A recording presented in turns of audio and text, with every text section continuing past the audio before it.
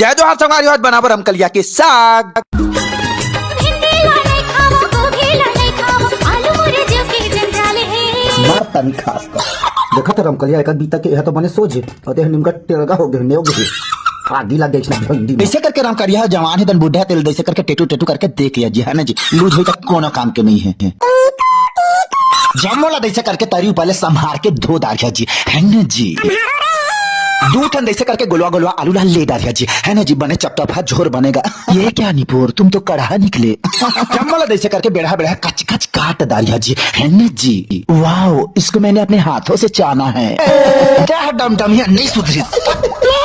जाना तो है कराइए टिफी तो भकले काला डाल रहे ऐसे करके माया पीरा जीरा ना डाल दिया जी साउंड लाइक सुरसुरी फटाका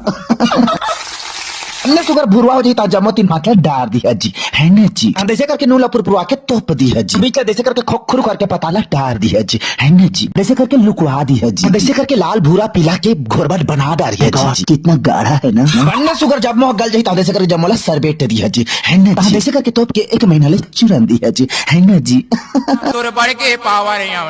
डाबर माऊ राई तेल ला छोड़ के लागा सत्यावना डाबर लाऊ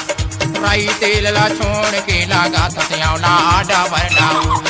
साग बन के तैयार हो गए जी।